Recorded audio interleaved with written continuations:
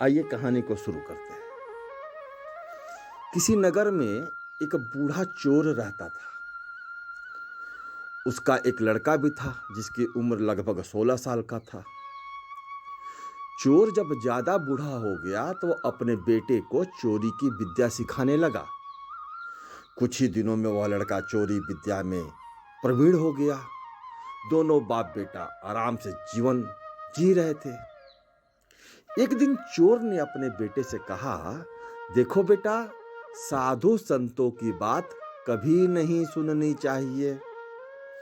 अगर कहीं कोई महात्मा उपदेश देता हो तो अपने कानों में उंगली डालकर वहां से भाग जाना, समझे? लड़का बोलता है, हाँ बापू, समझ गया।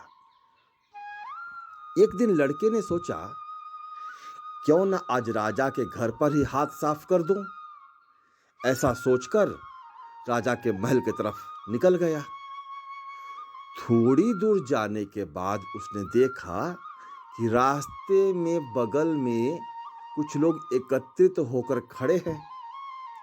उसने एक आते हुए व्यक्ति से पूछा, भाई, उस स्थान पर लोग क्यों एकत्र हुए हैं? उस आदमी ने उत्तर दिया, वहां एक महात्मा उपदेश दे रहे हैं। इतना सुनते ही उस लड़के का माथा ठनका। भाई, इस संत का मैं उपदेश नहीं सुनूंगा।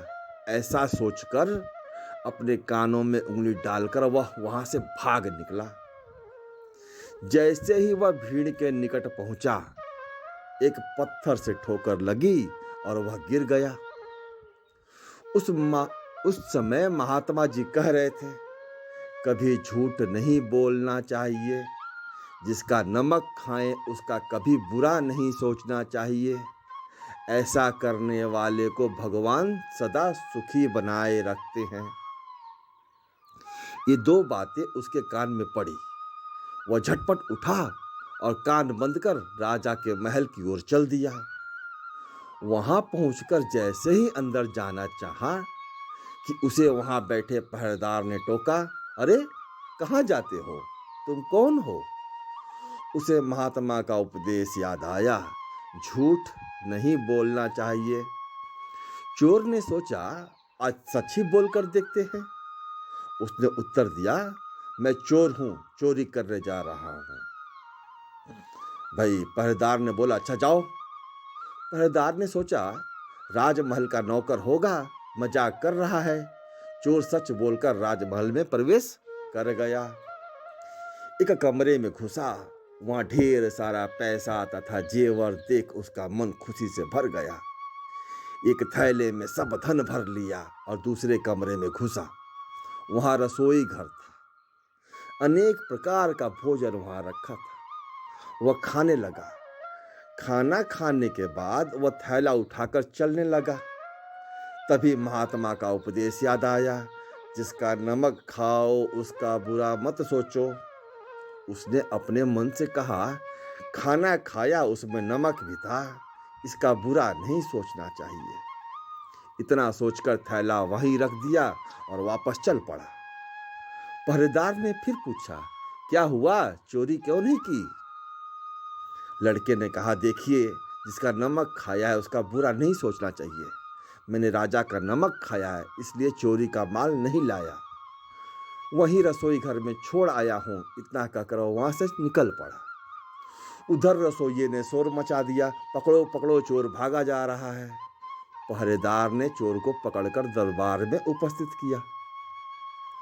राजा के पूछने पर उसने बताया कि एक महात्मा के द्वारा दिए गए उपदेश के मुताबिक मैंने पहरेदार के पूछने पर अपने को चोर बताया, क्योंकि मैं चोरी करने ही आया था। आपका धन चुराया, लेकिन आपका खाना भी खाया जिसमें नमक मिला था, इसलिए आपके प्रति बुरा व्यवहार नहीं किया और धन छोड़कर वहां से भागा। उसके उत्तर पर राजा बहुत खुश हुआ और उसे अपने दरबार में नौकरी दे दी।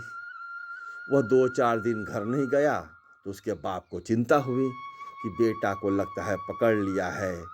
लेकिन 3-4 दिन बाद लड़का आया तो बाप अचंभित रह गया अपने बेटे के अच्छे वस्त्रों में देखकर। लड़का बोला, बापूजी, आप तो कहते थे कि किसी साधु संत की बात मत सुनो, लेकिन मैंने एक महात्मा के 2 शब्द सुने और उसी के मुताबिक काम किया, तो देखिए सच्चाई का फल।